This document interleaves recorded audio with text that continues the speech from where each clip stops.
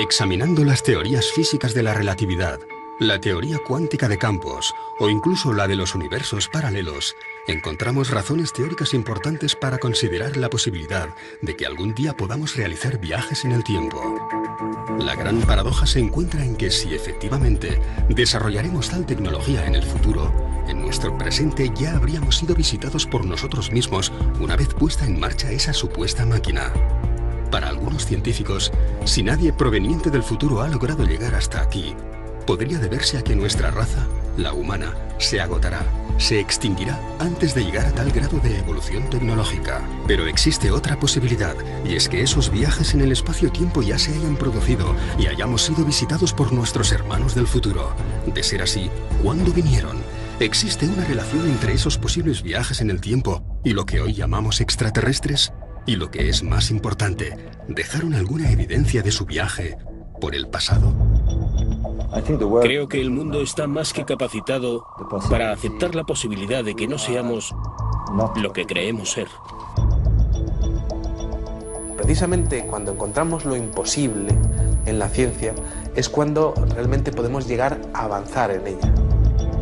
Es un reto, ¿no? Intentar explicar por qué hay determinados objetos que aparecen donde no deberían de estar.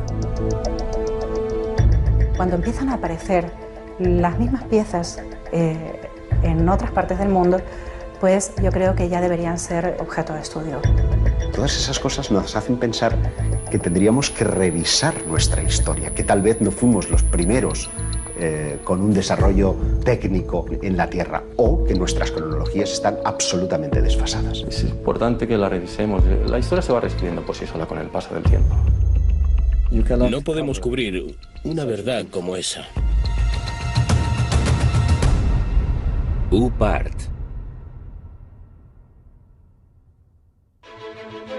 Jeroglíficos del siglo IV a.C. donde se muestra el uso de la electricidad. Mapas que demuestran que el continente americano habría sido descubierto mucho antes de la llegada de los barcos españoles y portugueses. Cuevas que fueron habitadas hace 150.000 años, pero que poseen una compleja red de tuberías. O antiguos alfabetos que situarían el nacimiento de la escritura en la península ibérica. Son algunos de los llamados UPART, objetos fuera del tiempo y el espacio. Objetos que no pertenecen al lugar ni al momento en el que fueron encontrados.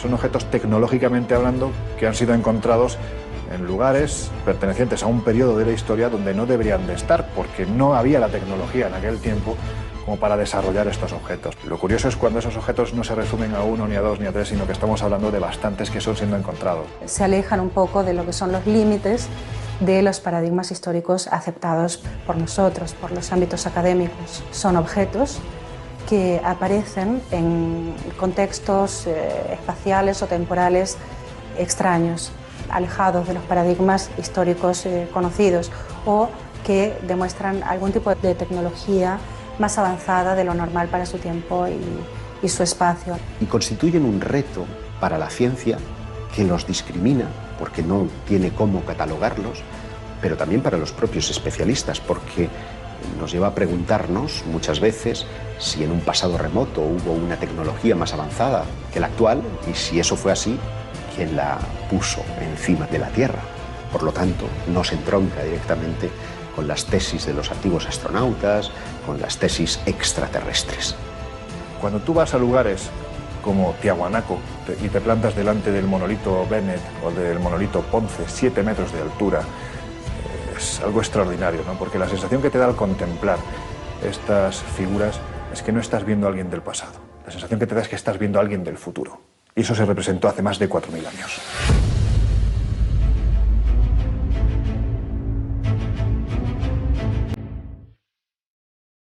A principios de los años 70, en la mina de carbón de Ottosdal, en Sudáfrica, se trabaja sobre un estrato de 2.800 millones de años. Los mineros, todos ellos locales, han encontrado unas extrañas bolitas metálicas.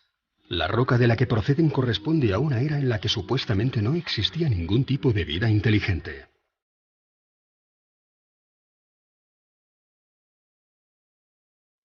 Los orígenes del hombre se remontan a más o menos a los 40.000, 50.000, 100.000 años.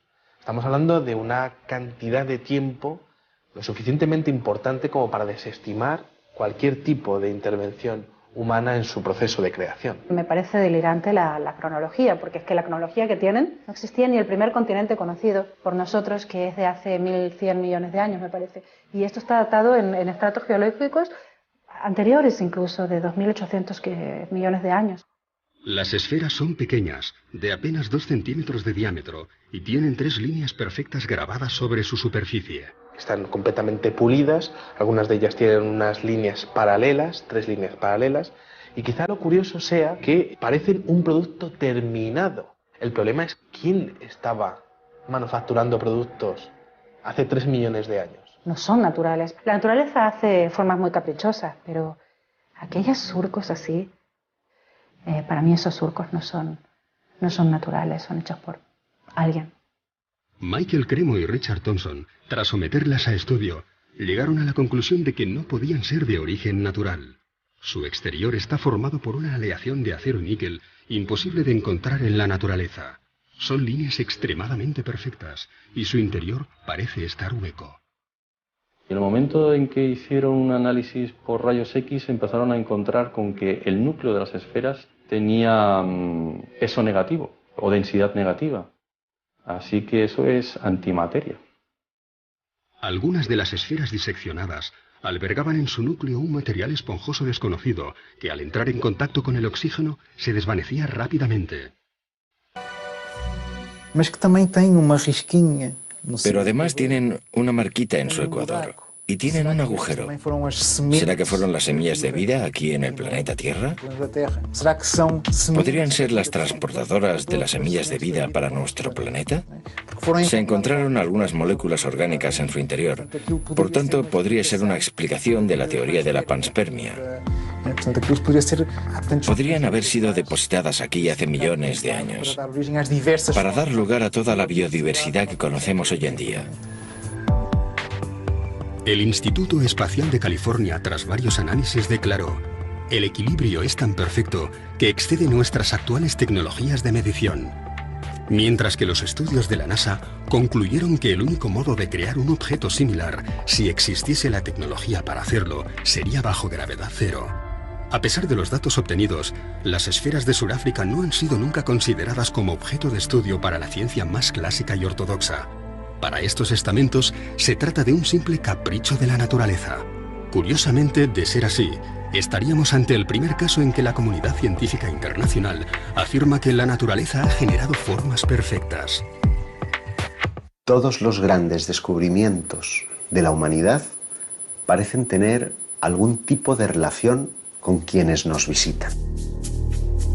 Sin ir más lejos, parecen intervenir en el descubrimiento de la Hispaniola, en el descubrimiento de América, porque cuando Colón, la noche antes de ese 12 de octubre de 1492, está surcando las aguas, refleja en su libro de bitácora que unas extrañas luces están por encima de las velas de su embarcación. ¿Qué podían ser sino objetos no identificados? Si tú te vas al archivo de Indias, tienes muchas crónicas, especialmente las más interesantes son las de Pedro Cieza de León, que fue el que acompañó a Pizarro durante toda la conquista. Y ahí tienes historias rayanas con lo ufológico, o por lo menos que a día de hoy, en nuestro siglo XXI, seguramente más de uno interpretaría con la aparición de un objeto luminoso en los cielos, ¿no? Por ejemplo, cuando Pedro Cieza de León es el primero que describe en el desierto de Nazca hay unas extrañas líneas que los nativos van allí para venerar, para adorar, pero lo que es curioso es cuando Pedro Cieza de León se sube a una de las lomas donde mejor se ve alguna de las figuras y asegura que los nativos y él empiezan a observar una serie de soles que se mueven en los cielos, es decir, hay algo en el cielo que no es un solo sol, sino que hay más que se están moviendo y que parecen estar jugando alrededor de ese enigma tan maravilloso y tan descomunal como son las líneas de Nazca. Y esto está escrito en las crónicas de Indias, ¿no? Por lo tanto, parto de la idea de que en aquel momento, más que alucinaciones, pues algo deberían de estar viendo. Y ese algo, como decía Cieza de León, eran soles que se movían en el cielo.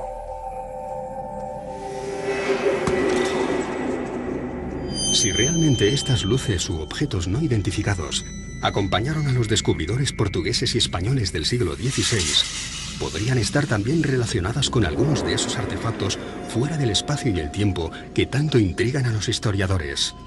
es el caso del mapa de Piri Reis.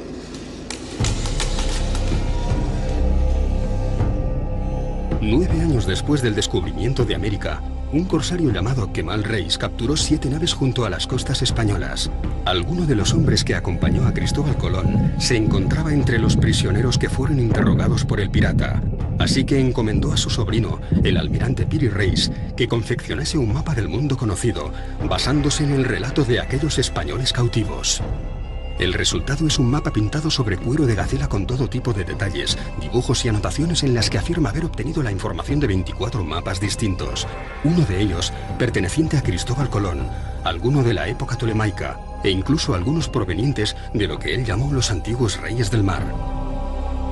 Piri Reis afirma que sus fuentes son muy anteriores, y eso nos estaría dando unos datos que, por supuesto, romperían completamente, ¿no?, con la ortodoxia, ya no sobre los chinos o los polinesios, que sí que ya llegaron por lo menos 500 años antes que Cristóbal Colón, pero datos mucho más antiguos todavía.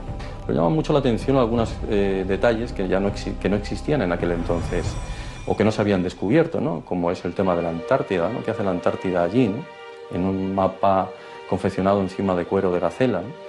O se ven, lo más importante a veces quizás incluso son los dibujos de animales. Allí, por ejemplo, se aprecian llamas encima de los Andes y todavía no se había llegado a aquella zona. ¿Cómo es posible que ya apareciera identificado como tal? Las Islas Malvinas, la desembocadura del río Amazonas o el cauce de algunos ríos del interior del continente africano son algunos de los territorios que no deberían aparecer en un mapa de principios del siglo XVI. Nuevamente nos encontramos ante una pieza que hace temblar algunos de los principios más sólidos de la historia convencional. No solo el mapa de Piri Reis, sino muchos otros mapas anteriores muestran las costas americanas y, sin embargo, la ciencia, los historiadores, siguen diciendo que América fue descubierta en 1492. Naturalmente, esos mapas anteriores han sido validados por esos mismos científicos. No es un contrasentido que sigamos diciendo que Colón fue el descubridor de América. En mi opinión, fue el que mejor marketing tuvo.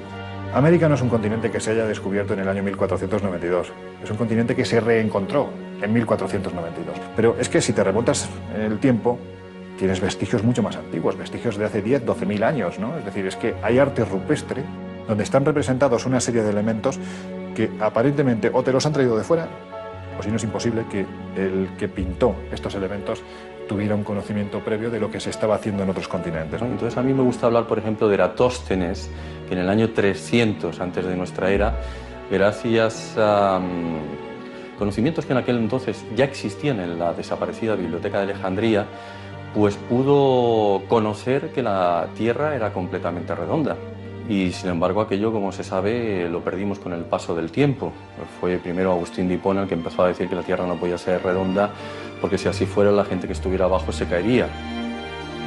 Fueron muchos los tesoros arqueológicos que, una vez descubierto o redescubierto el Nuevo Mundo, pasaron desapercibidos para aquellos navegantes portugueses y españoles del siglo XVI. Algunos, como las llamadas piedras de Ica, mantuvieron ocultos sus secretos hasta nuestros días, como si estos Supart tuviesen la extraña manía de dinamitar todas las cronologías de la historia del ser humano, como si estuvieran allí con la clara intención de hacernos dudar.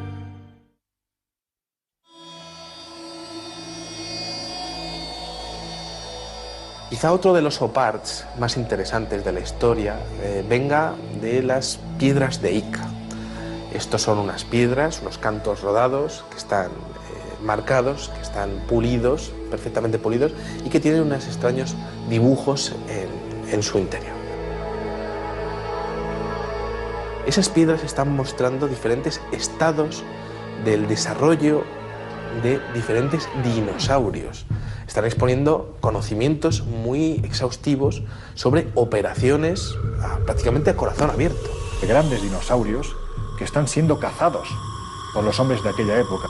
Triceratops o plesiosaurios en esas piedras. Entonces, ¿cómo conocían la existencia de esos monstruos si es que no los habían visto en algún momento, ¿no? Están mostrando a una auténtica batalla entre seres humanos y dinosaurios, algo que es imposible de pensar para la ciencia actual. La historia que se cuenta en esas piedras de Ica es prácticamente ciencia ficción. fueron descubiertas en Perú en 1966 por el Dr. Cabrera, hombre de ciencias que rápidamente se percató de que las escenas que contenían no podían haber sido descritas por una cultura anterior al descubrimiento. La mayor colección de esas piedras, más de 300, se encuentra hoy en día en Barcelona. Transfusiones de sangre, trasplantes de órganos, lentes, catalejos e incluso telescopios. Para el Dr. Cabrera solo cabían dos opciones. O una antigua civilización poseía una tecnología capaz de romper con todas las cronologías oficiales de nuestra evolución, o alguien proveniente de las estrellas y de un mundo infinitamente más desarrollado que el nuestro les hizo entrega de estos conocimientos hace miles de años. Una de las piedras muestra que de una mujer embarazada, de la sangre de una mujer embarazada, va una especie de sonda y que está comunicada con una persona a la que le están haciendo una extracción de corazón. Cuando se descubrieron esas piedras, no se sabía que la sangre de las embarazadas podría mejorar y evitar el tema del rechazo a órganos nuevos. Eso no se sabía cuando se estaban extrayendo esas piedras. Y en esas piedras, encontradas en estratos que tienen millones y millones de años, aparece perfectamente descrita. Si tenemos que barajar la posibilidad de que hace miles de años alguien hacía trasplantes de órganos, y no solo eso, además el paciente no se le moría, estamos hablando de alguien con una tecnología excesivamente avanzada. ¿Quién puede ser? Sinceramente, a mí, salvo los dioses, no se me ocurre nadie más.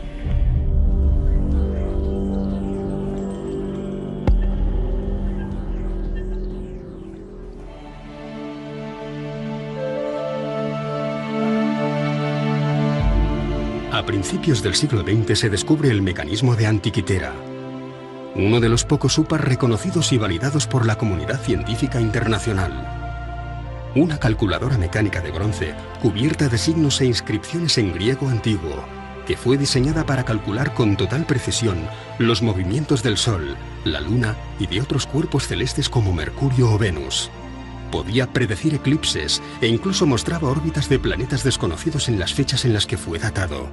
El artefacto fue rescatado de las profundidades del mar, de los restos de una embarcación griega del año 150 a.C. ¿Cómo es posible que un mecanismo con un sistema de transmisión aparezca en la época de los griegos? Se supone que son las cadenas de transmisión aparecen durante la Revolución Industrial, hacia el siglo XVIII aproximadamente. Y al conformar las piezas, al unirlas como si fuera un puzzle que nos venía ni más ni menos que de 2000 años atrás, se dieron cuenta de que aquello era lo más parecido a un reloj astronómico. Con lo cual es imposible, porque algo parecido no aparece hasta plena Edad Media, es decir, unos 1100 años más tarde, cuando empiezan a aparecer los primeros relojes mecánicos, ¿no?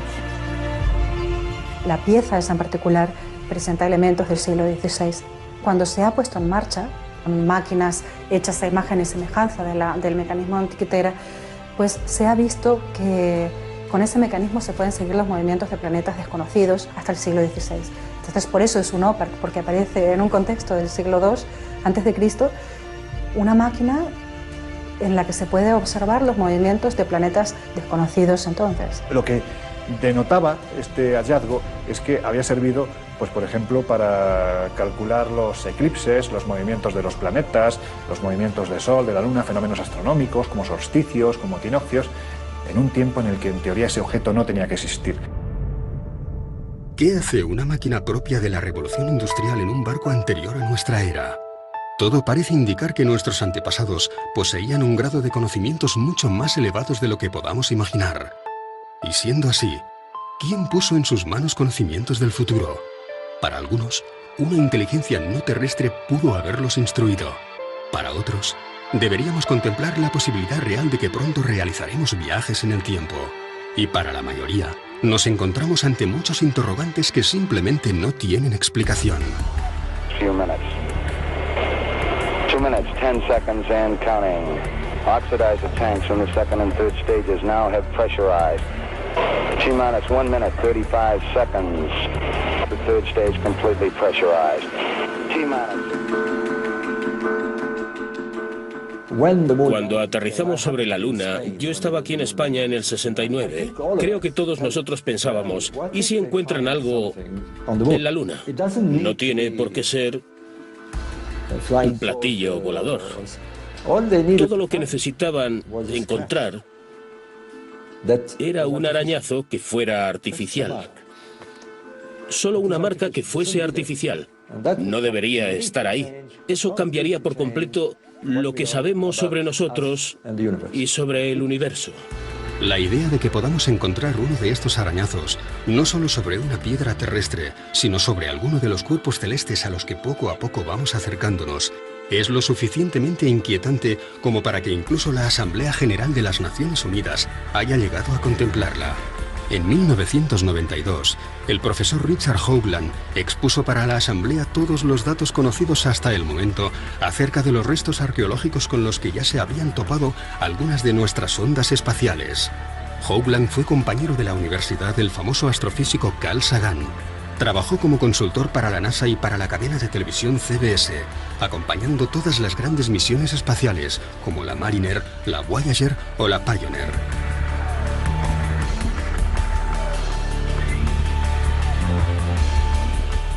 Pero fue la misión Viking la que, tras fotografiar sobre Marte una serie de formaciones rocosas muy similares a un rostro humano y lo que parecía ser las ruinas de una antigua civilización junto a una gigantesca pirámide, lo que llevó a Hoagland a especializarse en esta nueva modalidad de arqueología.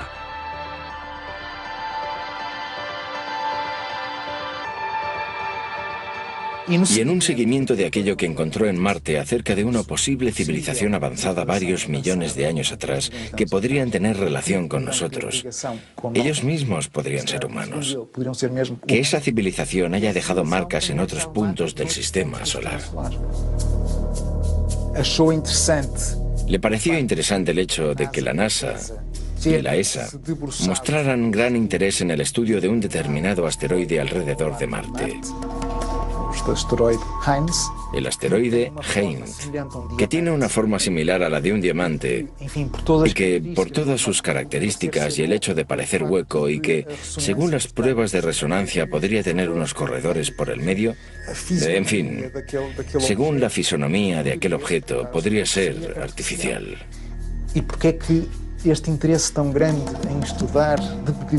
¿Por qué ese interés por estudiar desde diferentes puntos de vista este pequeño asteroide?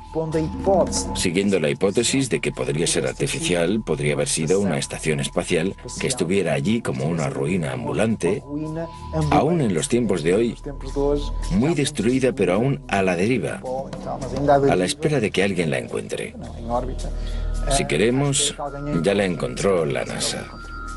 Nosotros somos una partícula apenas en el universo, así que sería muy antropocentrista, ¿no? O antropocéntrico pensar que no hay nada más allá. De momento no hay pruebas contundentes de estructuras, sí de vida en otros planetas, pero no me extrañaría nada porque yo estoy convencida de que no estamos solos en el universo.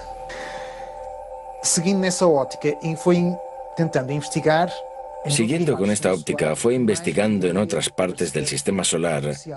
¿Qué más podría parecer artificial? Y se dio de bruces con Iapetus. Iapetus es una luna de Saturno. Tiene una columna en su ecuador que sugiere que dos partes se ensamblaron. Visto en perspectiva, se distingue que la luna no es totalmente redonda. Tiene aristas.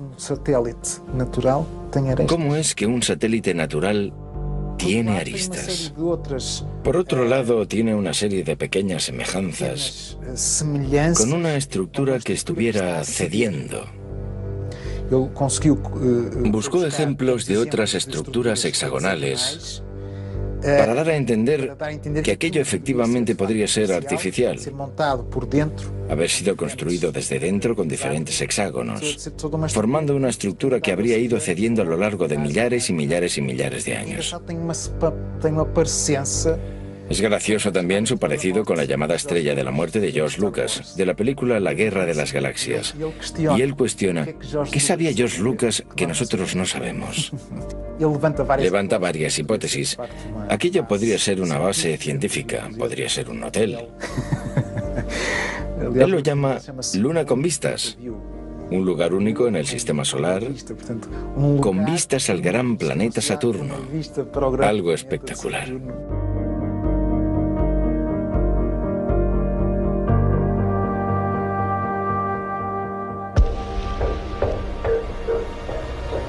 ¿Dónde viene escrito quiénes somos? O mejor dicho, ¿dónde viene escrito quiénes fuimos? Puede que aún no hayamos encontrado la pieza arqueológica definitiva, pero da la sensación de que, cuanto más excavamos y removemos nuestro pasado, más preguntas desenterramos. Está admitido que el nacimiento de la escritura está en torno al 3500 a.C. en la región de Mesopotamia. Pero, sin embargo, algunos hallazgos inquietantes hacen preguntarnos y cuestionarnos si esa datación es fidedigna, porque, por ejemplo, en Francia como en Portugal hemos encontrado alfabetos que parecen aludir a que el inicio de la escritura habría entrado por la península ibérica. En Albaon, a finales del siglo XIX, por allá por 1895 y hasta 1903, se encontraron en las inmediaciones de Dólmenes algunas piedras zoomorfas y antropomorfas que presentaban unos grabados parecidos a los de los signos iberotartésicos. Con figuras antropomórficas, zoomórficas, montando animales. Pero también, y es lo más importante, un conjunto de inscripciones muy próximas a un alfabeto. Por el contexto en el que fueron encontrados, porque esto sí que fue encontrado en un contexto arqueológico, y parecían tener casi 6.000 años, o sea, las dataron en el 4000 a.C. Esto, pues claro que rompería con el típico paradigma de que la escritura nació en Mesopotamia. Podría haber nacido en la península ibérica. Unos años más tarde, en los años 20, creo que fue en 1924, se encontraron los famosos signos de Glosel cerca de Vichy, en Francia, que también se parecían, curiosamente, a estos signos iberotartésicos y a los signos de Albaon. Y, increíblemente, Glosel dio fechas de hasta 17.000 años. A mí me parece curioso constatar cómo Albaon, al extremo de una línea imaginaria, hasta Glosel, está situado en Francia, pero en los Pirineos, es el punto de partida y de final de una línea que tiene dos relaciones claras. Una con los megalíticos. En toda esa línea vamos a encontrar dólmenes y menires como si fueran mojones que van marcando una ruta específica. Una ruta, y es curioso, que tiene que ver con los objetos volantes no identificados. Un investigador galo, Aimé Michel, constató como todos los avistamientos que se producían en un solo día, en la década de los 60, parecían estar describiendo líneas rectas sobre los mapas. La más importante de todas ellas tenía su inicio en Vichy, en Francia, donde se descubrió el alfabeto de Glosel, y terminaba en Portugal, en Albaon.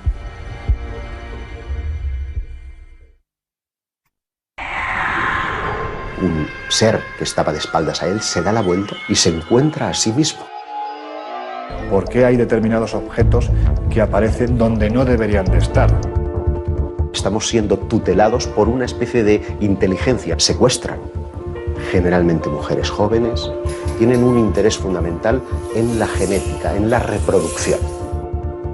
Extraterrestres, los domingos, solo en Historia.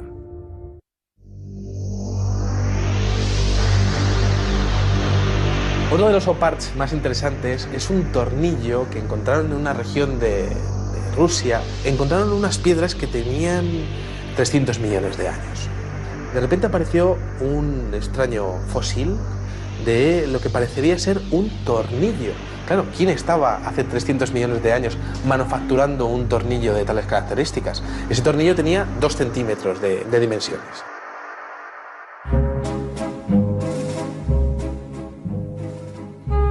Tres siglos antes del nacimiento de Cristo, el pensador griego Arquitas de Tarento inventa el tornillo. Y por insignificante que pueda parecernos hoy en día, gracias a él nos convertimos en una especie tecnológicamente inigualable. Todo lo que inventamos necesita algún tornillo para mantenerse en pie. Aquella pieza encontrada en Rusia podría haber sido construida hace 300 millones de años. El ser humano no poblaría la Tierra hasta 250 millones de años más tarde. Es simplemente imposible. Ninguno de estos objetos debería estar donde fue encontrado. Viajes en el tiempo civilizaciones perdidas hace millones de años o restos de algún tipo de visita proveniente de otro planeta muy similar al nuestro. ¿Nos encontramos ante un nuevo eslabón perdido o simplemente ante el tornillo que nos falta?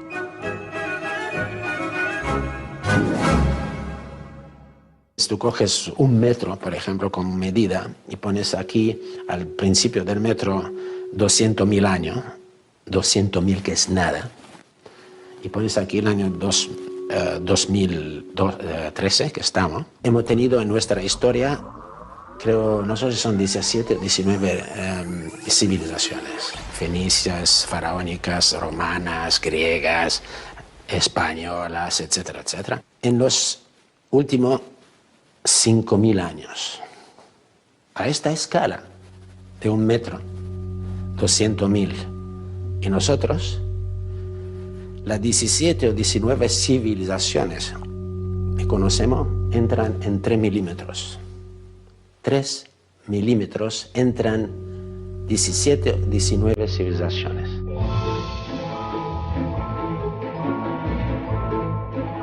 A principios del pasado siglo, se generalizó la creencia de que el ser humano ya había inventado todo lo que se podía inventar.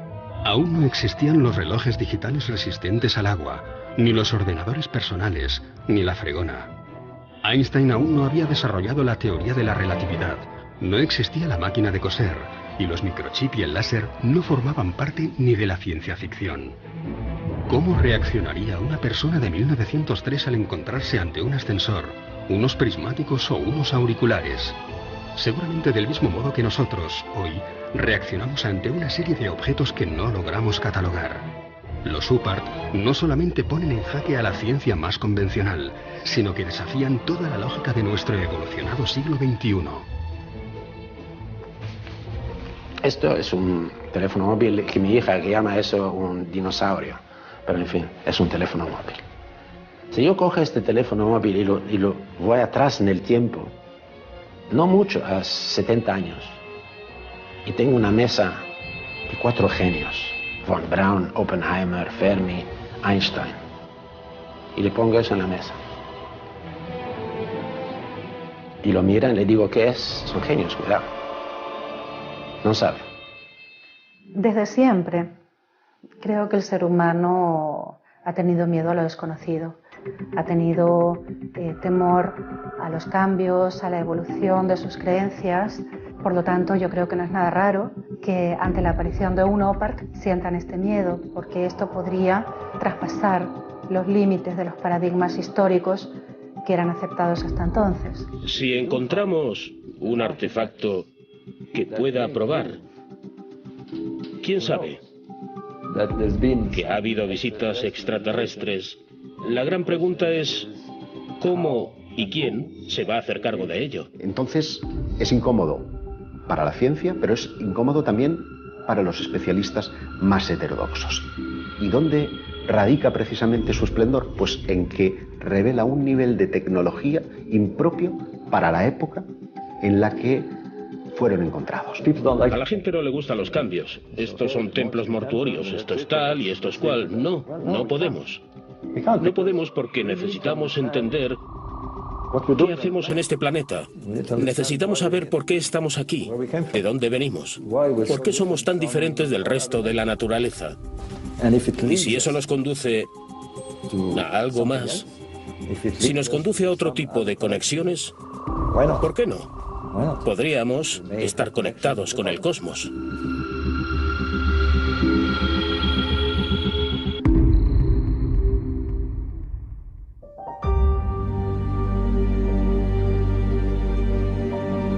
En 1995, un equipo ruso hace un sorprendente hallazgo. Una enorme losa de piedra que parece mostrar un mapa tridimensional de los montes Urales. Un profesor llamado Chuck Robb ha oído hablar de unas estelas que muestran mapas de la antigüedad. Es una estela de 1,5 metros aproximadamente, la trasladan directamente de ese lugar a la universidad, la empiezan a analizar y descubren que aquello tiene 3 capas geológicas totalmente distintas, que lo que están viendo en realidad es un mapa, pero un mapa tridimensional, un mapa donde se muestran las montañas, los ríos, se muestra la zona en la que se encuentran ellos en todo momento. Acaba descubriendo que tiene unos 3.000 años de antigüedad. Los norteamericanos, que fueron los siguientes que analizaron el mapa del creador, dijeron que para poder confeccionar ese mapa, los que lo hicieron deberían haberlo visto desde el cielo. No lo sé, esto es como Nazca, ¿no? ¿Realmente se necesita llegar hasta el cielo para realizar una serie de figuras en el suelo? ¿Quién sabe, no? Un UPART es un objeto que se encuentra fuera de lugar o incluso fuera de su tiempo. Por ejemplo, en el siglo XIX los periódicos estaban repletos de casos de cadenas de oro o de monedas u otros objetos, incluso una campana que supuestamente habían encontrado en una mina de carbón. Por lo tanto, tendría millones de años de edad. Se publicó un libro que se llamaba Forbidden Archaeology, donde se recogen casos de UPARTs, no solo de objetos artificiales que muestran algún tipo de inteligencia avanzada, sino también de herramientas prehistóricas encontradas en estratos en la Tierra donde no deberían estar. Este libro es muy interesante porque muestra la posibilidad de que las civilizaciones empezaron muchos años o quizás 1 millón de años antes de la aparición del hombre en la Tierra, según las teorías oficiales. Uno de los casos recogidos en el libro de la arqueología prohibida es el de una pequeña lente de vidrio extraída por los arqueólogos en Egipto.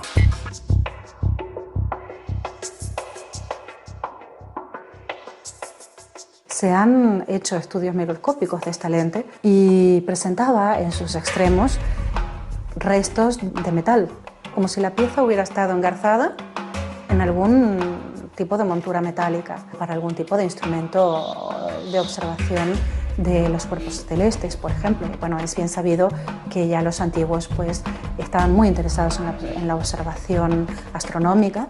Prácticamente casi todos los aspectos de su vida se regían en torno a estos conocimientos. A mí no me extrañaría nada que hubieran creado algún tipo de mecanismo para una mejor observación del cosmos. El problema es que parece ser que para conseguir este material se necesitaba un punto de fusión que en el momento no se podía conseguir.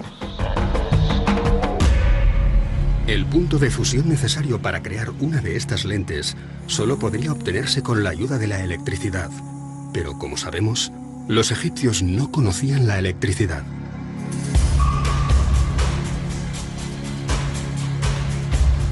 En 1931, Wilhelm König encuentra en unas excavaciones unas extrañas vasijas con unos hierros en su interior. Lo primero que observas es que es una vasija que contiene hierro y cobre. En el año 2000 se empezaron a hacer pruebas y se dieron cuenta de que se trataba de una pila antigua. Esa vasija contiene los elementos indispensables para generar electricidad de poco voltaje. Nos da un voltaje ínfimo, un voltaje muy pequeño. Lo que pasa es que ese tipo de pilas, si las unes en serie, el voltaje ya evidentemente se acentúa, es decir, vamos sumando.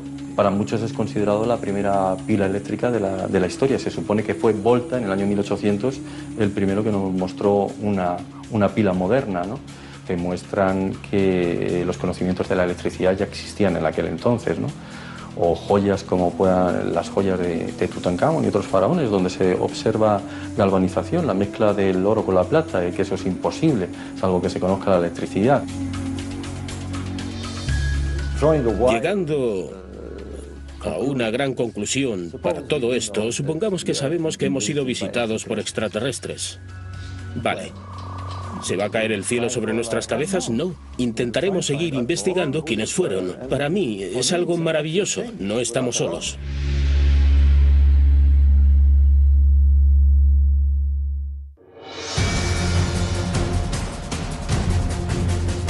Hallazgos arqueológicos provenientes del pasado que solo pudieron haberse construido en el futuro. Mapas, escritos, extraños artefactos que nos hablan de piezas imposibles de encajar en los libros de historia. Nos encontramos ante las posibles evidencias de que nuestra tecnología será capaz de viajar en el tiempo. ¿Alguien, antes que nosotros, pudo haber poblado este mismo planeta? ¿O simplemente pasaron por aquí de visita.